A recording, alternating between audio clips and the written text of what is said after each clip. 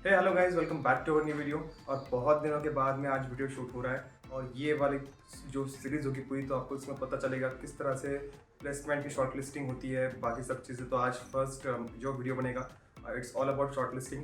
और देखते हैं क्या चीज़ें मुझे अभी तक एक्सपीरियंस आया है, मैं आपके साथ शेयर करूँगा। और मेरे और भी प्लानिंग्स है कि मैं चाहता हूँ कि कोई मेरे दोस्त साथ में अगर हम एक लाइव सेशन लें और आपके जो क्वेश्चंस होंगे सभी टॉपिक पर regarding teaching, regarding placement, so everything we will be covering.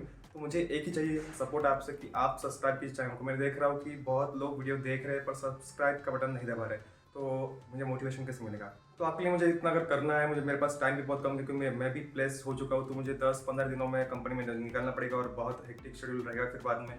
तो बाद में मैं इतने वीडियोस बना नहीं पाऊंगा। तो अभी मेरे पास टाइम है, तो मैं सोच रहा हूँ कि आपके लिए जितनी भी चीज़ें हैं सीडैक के बारे में, प्लेसमेंट के बारे में, आपके लिए अभी लेके आ सकूँ। तो मुझे आपसे यही सपोर्ट चाहिए होगा, तो आप चैनल को सब्सक्राइब कीजिए और वीडियोस को शेयर करते रहिए। तो let's start with today's video. अगर बात करें शॉर्ट लिस्टिंग की, मैंने पहले भी कहा था कि शॉर्ट लिस्टिंग में आपको क्राइटेरिया रहता है कंपनीज़ का, बहुत सारी कंपनीज़ का क्राइटेरिया होता भी नहीं है। तो सभी चीज़ों के बारे में बात करेंगे। कुछ चीज़ें पहले थी जो मैंने बोली थी पर उस तरह से भी नहीं है, उसमें भी और कॉम्प्लेक्सिटीज़ है। सो ये स्पेसिफिक वीडियो नहीं है डीबीडी या फिर डैक के लिए या कोई और कोर्सेज के लिए। ये ओवरऑल प्लेसमेंट का जो सिनेरियो है मैं बता रहा हूँ आपको किस तरह से रहेगा सीडैक में। तो सबसे पहले देखिए कि कंपनी आएगी, आपको बताया जाएगा, उसमें शॉर्ट लिस्टिंग होगी और आपका एक पीएमएस ऐप रहेगा प्लेसमेंट का, प्लेसमेंट मैनेजमेंट सिस्टम जो है एक्ट्स का, उसका ऐप आपको रहेगा, मिलेगा। उसमें आपको काउंट्स मिलेंगे, कितने आपने कंपनीज अटेंड किए हैं, कितनी कंपनीज आपके लिए नई आई है और कितनी कंपनीज को अपने ऑप्ट आउट या सब चीज़ें आपको वो दिखाई जाएगी ऐप पर। अभी इसकी प्रोसेस में बताऊंगा आपको किस तरह से होती है। तो सबसे पहले आती है कंपनी, उसकी शॉर्ट लिस्टिंग होती है। आपके पीएमएस ऐप में आपको दिखाया जाएगा कि आपका एक काउंट बढ़ चुका है, 1 2 3 इस तरह से काउंट बढ़ेंगे। और साथ ही में आपको उस पर क्लिक करने के बाद समझेगा कि कौन सी कंपनी आई है और आप उसमें शॉर्ट लिस्टेड हो। इतनी ही इन्फॉर्मेशन आपको उसमें मिलेगी। फिर बाकी की जो इन्फॉर्मेशन है वो अगेन शाम तक, इवनिंग तक, जो है डे एंड तक आपको मेल से मिल जाएगी। उसमें भी फिर से शॉर्ट लिस्टेड स्टूडेंट की लिस्ट होगी। उसमें आपको मोस्ट प्रोबेबली जेडी जो है जॉब डिस्क्रिप्शन वो भी मिलेगा, पैकेज, सब चीज़ की इन्फॉर्मेशन रहेगी। पर कई कई कंपनीज में जो है ना कि उनका जॉब डिस्क्रिप्शन इंटरव्यू तक भी पता नहीं चल पाता है, तो वो भी एक चीज़ है। जॉब डिस्क्रिप्शन हर कंपनी की रहेगी, ये भी फिक्स नहीं है। इसमें भी आपको कुछ टाइम पर पता चल सकती है। अभी इसके बाद में क्या होता है कि आपको पता चल गया आप शॉर्ट लिस्टेड है, आपका इवनिंग में अगर मेल आता है उसमें नाम भी आ गया, तो अभी पीएमएस में आ गया तो आपका नाम, तो उसमें आप कंफर्म ही हो कि आप कंपनी के लिए शॉर्ट लिस्टेड हो। सो ईमेल में आपको सिर्फ इतना इन्फॉर्मेशन मिलेगा कि आपको जो इसका जॉब डिस्क्रिप्शन है वो सूट हो रहा है और जो आपका पैकेज है वो आपको पसंद आ रहा है तो ठीक है। अगर आपको पसंद नहीं आ रहा है तो उसमें आपको ऑप्शन मिलता है ऑप्ट आउट का। तो इवनिंग को ही जब ये मेल आता है आपको, उसके बाद ही कुछ टाइम में आपको जो है इसका फॉर्म मिलेगा, गूगल फॉर्म। वहाँ पे आपको इन्फॉर्मेशन पूछी जाएगी, सब आपका नेम डिटेल्स और जो CCPP ID है, और साथ ही में are you interested in this company और नॉट। तो आपको उसी वक्त जो टाइम दिया जाएगा आपको कि सुबह 7 बजे के अंदर या फिर रात को 11 बजे के अंदर वो फॉर्म फिलअप करना है। और उसमें अगर आपने यस डाला है तो आपको उस कंपनी की टेस्ट, उस कंपनी का इंटरव्यू, उस कंपनी की पूरी चीज़ें देनी ही पड़ेगी। अगर आप किसी भी चीज़ों को मिस करते हो so it's all on you. अगर आप ऐसा करते हो तो आप प्लेसमेंट से बाहर हो, हमें सीधे ही बताया गया है।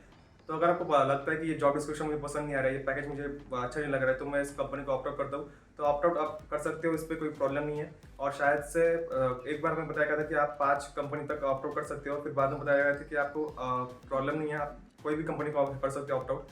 फिर आपको देखना है कि काउंट बढ़ेगा, आपका काउंट तो बढ़ते रहेगा। ऑप्ट आउट अगर होते रहोगे तो आपको ऐसा नहीं कि फिर आपको जो उन्होंने कहा है कि 30 मैक्सिमम कॉल रहेंगे, तो फिर वो काउंट भी होते रहेंगे कि अगर आपने 5 कंपनी को ऑप्ट आउट किया है तो फिर वो एज ए काउंट पकड़ा जाएगा कि आपके लिए 5 कंपनी तो आ चुकी थी, फिर आपने उसको ऑप्ट आउट किया, तो वो आपके ऊपर है।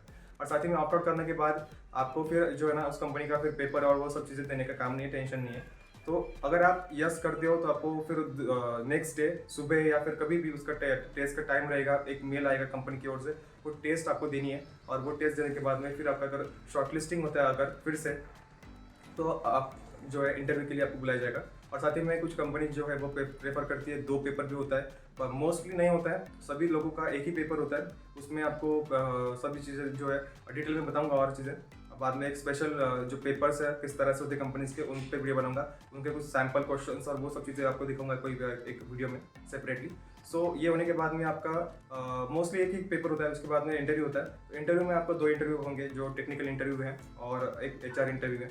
तो उसमें भी मैंने देखा है कि कुछ कंपनीज जो है वो एक ही इंटरव्यू में भी काम चला लेती है, और कुछ कंपनीज ऐसी होती है कि आपको वो 2 इंटरव्यू में भी मीन्स 2 इंटरव्यू में बुला सकती है। तो ये एक इन्फॉर्मेशन थी रिगार्डिंग इंटरव्यूज़। अभी जो है मैंने कहा कि ये सब प्रोसेस था आपका शॉर्टलिस्टिंग का और सब क्राइटेरिया। आप ऑप्ट आउट भी कर सकते हो। जो लोग मुझे क्वेश्चन पूछ रहे थे कि क्या हम ऑप्ट आउट कर सकते हैं इस प्रोसेस से, फिर उसका ऑप्शन क्या होता है नहीं होता है, तो आप ऑफकोर्स ऑप्ट आउट कर सकते हो, पर आपको दिए हुए टाइम में ही उस फॉर्म को फिलअप करना है। अगर आप उस फॉर्म को फिलअप नहीं करते हो तो वो भी एक प्रॉब्लम है, आपको फॉर्म फिलअप करना पड़ेगा। तो आप कंपनी अगर अच्छी है, आप अपने फॉर्म फिलअप नहीं किया तो आप वैसे भी बाहर हो जाओगे कंपनी के लिए। तो आपको वो फॉर्म जो है हर रात को वो फॉर्म रिलीज़ होगा 8 या 9 बजे के बाद में मेल आता है, कभी कभी 10 भी बज जाते हैं।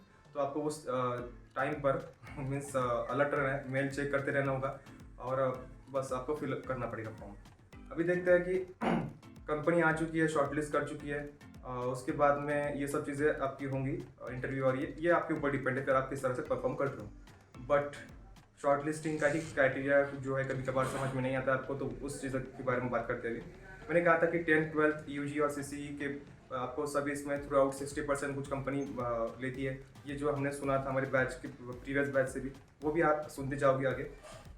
बट सिर्फ इतना ही नहीं है शॉर्टलिस्टिंग क्राइटेरिया, कभी कभार तो बहुत ज़्यादा मीन्स आप एक तो आपको क्राइटेरिया बताया नहीं जाता है। अगर आप शॉर्टलिस्ट हो तो हो, अगर आप नहीं हो देन नथिंग, आपको कुछ बताया नहीं जाएगा कि आप किस वजह से शॉर्टलिस्ट नहीं होगा। फिर वो खुद आपको लॉजिक लगाना पड़ेगा। आपको जो लोग शॉर्टलिस्ट नहीं हुए हमने उनसे फिर हमने ऐसे ही ग्रुप में बातें की है, तो जितना हमें पता चला है, जितना अभी तक का एक्सपीरियंस रहा है, बहुत बार ऐसा होता है कि कंपनीज को जो है ना CSIT के स्टूडेंट चाहिए होते हैं। तो कभी कभार ब्रांच भी मैटर करती है। अगर आपका मार्क्स भी 60% थ्रू आउट है तो वो रहेगा, पर अगर आपकी ब्रांच मैकेनिकल है, सिविल है, ENTC इलेक्ट्रिकल, कभी कभार, मैं ऐसे नहीं बोल रहा हूँ कि हर कंपनी को चाहिए। 2-3 कंपनी ऐसी आई थी कि जिन्होंने सिर्फ CSIT के लोगों को प्रेफर किया था, बाकी लोगों को प्रेफर नहीं किया था, क्योंकि हमने देखा है कि only CSIT peoples were there जो राउंड के लिए सिलेक्शन हुआ था, उनका पेपर के लिए शॉर्टलिस्टेड हुआ था। तो उसमें आपको देखना पड़ेगा।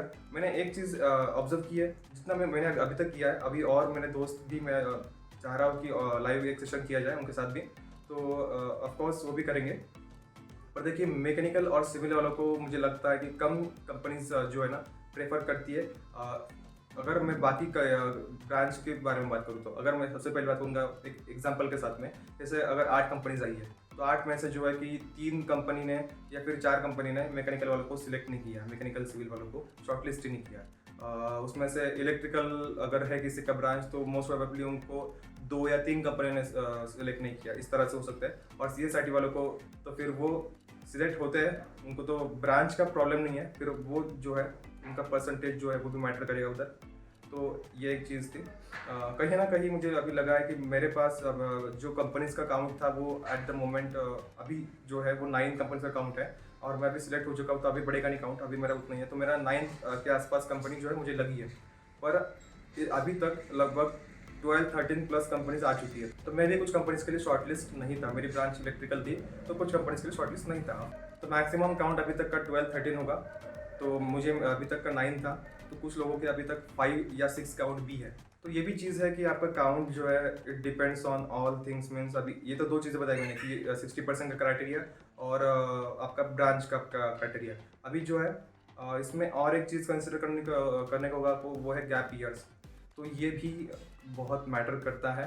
अगर बहुत ज़्यादा गैप है आपके इसमें कि अगर 5 साल 6 साल पकड़ लीजिए, जो हमारे इसमें 2015 पास आउट है या फिर कुछ लोग, तो उनको कहीं ना कहीं उनके भी कॉल जो है 50% ही कॉल है, यानी अगर 12 कॉल मैक्सिमम हुए होंगे तो उनका भी 5 या 6 तक ही काउंट है कॉल्स का, कंपनी के कॉल्स का।